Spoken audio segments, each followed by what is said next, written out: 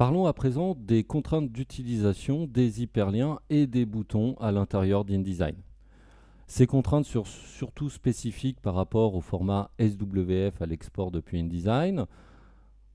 Il y a la plus grosse contrainte étant que nous ne pouvons pas avoir, par exemple, un élément en transparence au-dessus d'un bouton, c'est-à-dire en premier plan par rapport au bouton.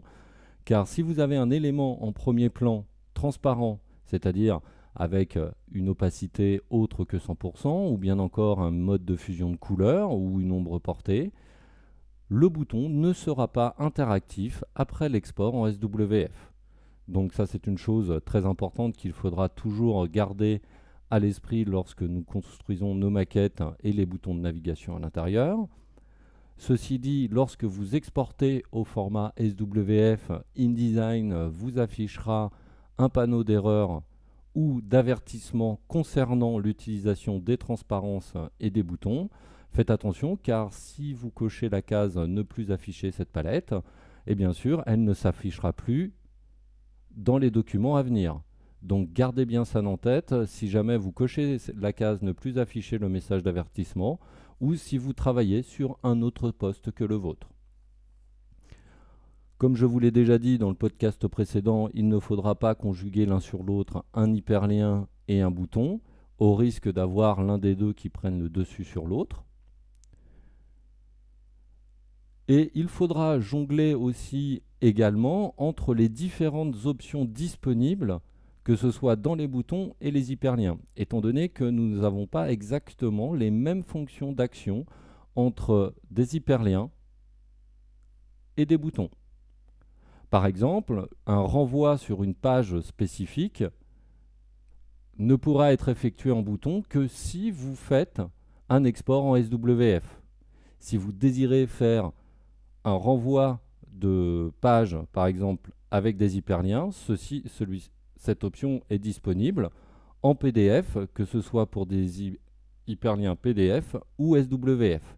Vous verrez qu'il y a quelques différences et qu'il faudra jongler soit avec une option, soit avec l'autre, suivant le rendu que vous désirez avoir.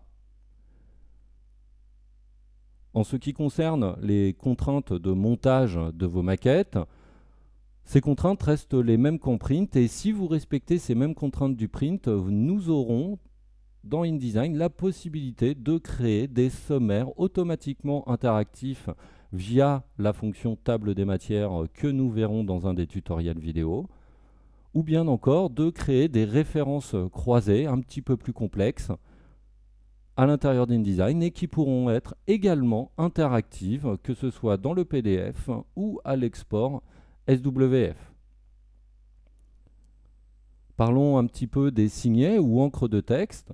Les signets et encres de texte ne sont ni plus ni moins que des petits taquets invisibles que nous pouvons insérer à l'intérieur du texte afin de déterminer des zones de renvoi spécifiques à l'intérieur d'InDesign sur une page en particulier par exemple ou même pour zoomer sur juste une partie de texte.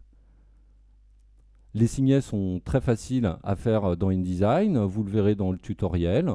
Nous avons une palette signets et les seules options que nous avons lors de la création d'un signet étant de nommer ce signet ou cette encre de texte. Gardez bien à l'esprit que ces deux éléments, signet et encre de texte, signifient la même chose, c'est-à-dire c'est renvoi vers une zone bien précise.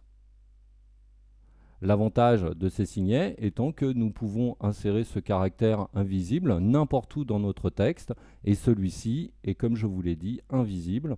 Donc l'utilisateur, que ce soit du fichier PDF ou SWF exporté, ne verra rien. Les signets servent aussi à avoir une navigation accrue à l'intérieur d'Acrobat Reader.